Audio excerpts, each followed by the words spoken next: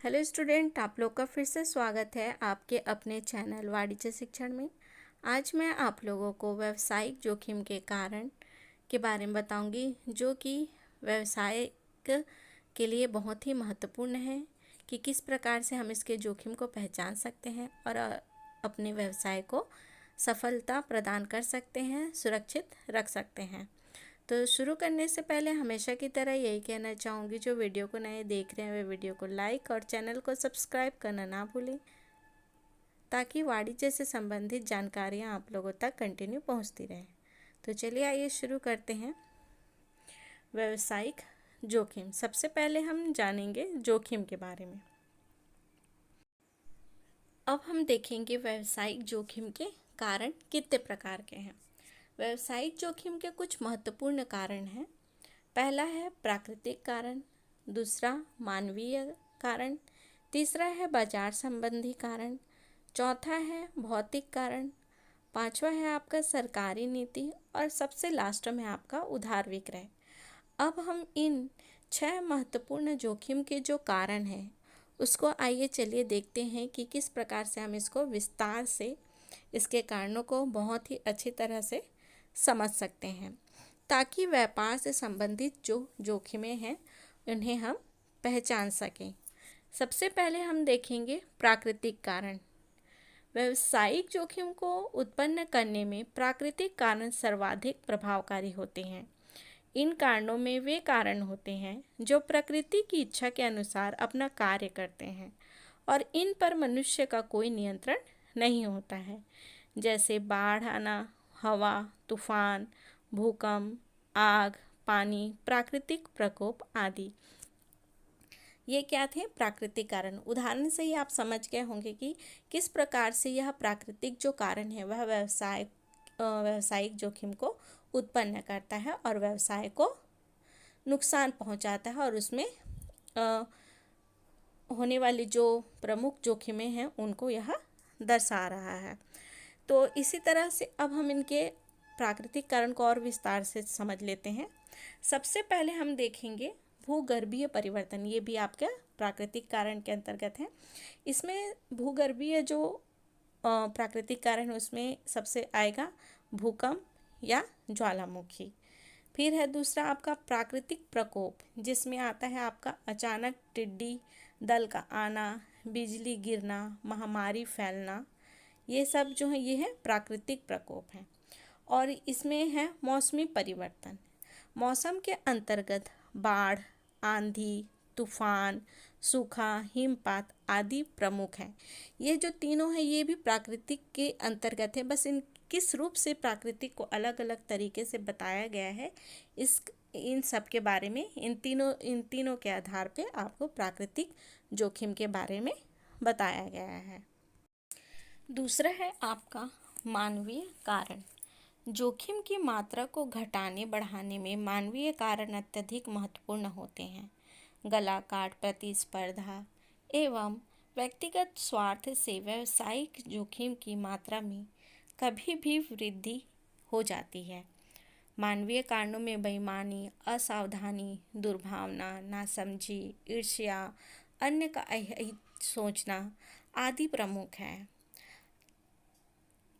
इसमें तो आप समझ ही गए होंगे कि मानवीय कारण में बताया गया है कि गला आजकल प्रतिस्पर्धा है, व्यक्तिगत स्वार्थ के लिए या फिर इन सब कारण से, या फिर कोई बेईमानी करता है व्यवसाय से संबंधित, या कोई असावधानी हो जाती है इन किसी व्यक्ति द्वारा या फिर व्यवसाय के उन सदस्यों द्वारा, या फिर दुर्भावना, नासमझी, ईर्ष्या, इन सब के कारण भी हमें व्यवसाय में जोखिम का सामना करना पड़ता है। अब हम इनको आइए थोड़ा और विस्तार से समझते हैं कि किस प्रकार से मानवीय कारण हो सकते हैं व्यावसायिक जोखिम के लिए कारण। मानवीय कारण के अंतर्गत हम देखते हैं मनुष्यकृत कारण। इसमें आपका जैसे शहर बंद कर देना, चक्का जाम आदि से शीघ्र नष्ट होने वाली जो व्यवसाय से संबंधित जो वस्तुएं होती हैं वे 100% जोखिम नष्ट हो जाती हैं, जिससे कि 100% जोखिम का सामना करना पड़ता है। दूसरा है आपका बेईमानी। कर्मचारी एवं संबंधित वर्ग जो होते हैं उनके द्वारा चोरी, बेईमानी, हेराफेरी आदि के कारण व्यवसाय में जोखिम की मात्रा बढ़ जाती है। इन सब से भी व्यवसाय को जोखिम होता है। और चौथा है आपका तीसरा है आपका हड़ताल या तालाबंदी। हड़ताल हो या तालाबंदी, दोनों से अचानक उत्पादन कम हो जाता है। इससे उद्योग में अचानक वित्तीय जोखिम बढ़ जाती है और व्यवसाय जोखिम इसमें भी एक कारण होती है। तो इसी तरह से और भी होती हैं इसकी मानवीय कारण से संबंधित और भी नुकसान होते हैं जो व्यवसाय के लिए जोखिम होते हैं। जैसे लापरवाही से भी जोखिम होती है ना। कई बार मनुष्य को लापरवाही से काफ़ी नुकसान हो जाता है। जैसे चलते चलते रेल या मोटर से बीड़ी सिगरेट फेंक देना, असावधानी के कारण दुर्घटना हो जाना या जहाज डूब जाना आदि से भी माल नष्ट हो जाता है, जिससे व्यावसायिक जोखिम का सामना करना पड़ता है। तीसरा है आपका बाजार संबंधी जोखिम। बाजार एक विस्तृत शब्द है। इसमें विभिन्न क्रियाएं होती हैं जिससे व्यवसाय में जोखिम की मात्रा भी बढ़ जाती है। बाजार संबंधी आइए कुछ कारण देखते हैं। सबसे पहले हम देखेंगे समय संबंधी जोखिम, जिसमें आते हैं प्रत्येक वस्तु की पूर्ति करने का एक निश्चित समय होता है। यह समय एक दिन, एक सप्ताह, एक माह भी हो सकता है। समय पर बाजार की क्रियाएं ना होने से व्यवसाय में जोखिम बढ़ जाना स्वाभाविक ही है। जाहिर सी बात है, अगर समय पे जो कार्य होने हैं अगर वह समय पे नहीं होता है तो चाहे उसका समय एक दिन हो, एक सप्ताह हो, एक माह हो, लेकिन वह कार्य अगर समय पे नहीं किया जाता है तो इससे भी व्यवसाय में जोखिम की मात्रा जो है बढ़ जाती है। क्योंकि मूल्यों में उतार चढ़ाव हो जाने से विक्रय मूल्य बदल जाते हैं। मांग में परिवर्तन हो जाने से या पूर्ति में परिवर्तन हो जाने से जोखिम बढ़ जाती हैं। इसमें प्रतियोगिता पर विपरीत प्रभाव पड़ता है। ये सब जो कारणे हैं ये आपके बाजार संबंधी जोखिम को बताते हैं। अब हम देखेंगे चौथा है आपका भौतिक कारण। भौतिक कारणों से भी जोखिम की मात्रा कम या अधिक हो जाती है। नवीन तकनीक आ जाने से पुरानी तकनीक द्वारा उत्पादन करने वाले व्यवसायी पर गाज गिर जाता है, क्योंकि नई तकनीक की लागत कम व गुणवत्ता अधिक होती है।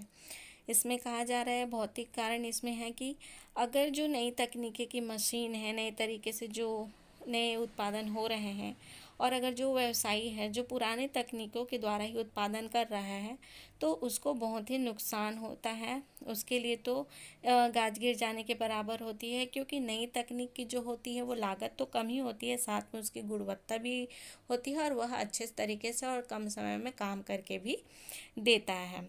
तो इसी तरह से इसके और भी हैं, आइए जानते हैं कारण।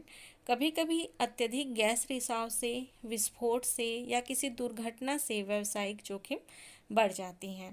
तो ये सब जो हैं क्या है, ये भौतिक कारण हैं।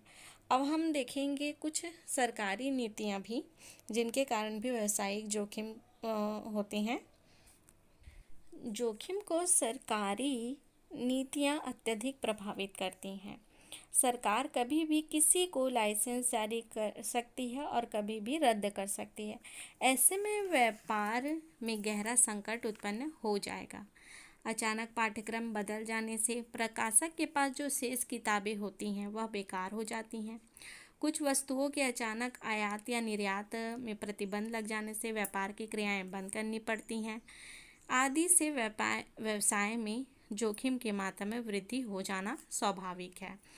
ये जो है ये सरकार की नीतियों के अंतर्गत है जो व्यावसायिक जोखिम को प्रभावित कर जोखिम के कारण है, जिसमें कि है अगर सरकार किसी को किसी व्यवसाय के लिए लाइसेंस देती है और अचानक से उसे रद्द कर देती है, जो उसमें जो व्यवसायी है उन्हें बहुत ही नुकसान का सामना करना पड़ता है, जोखिम का सामना करना पड़ता है।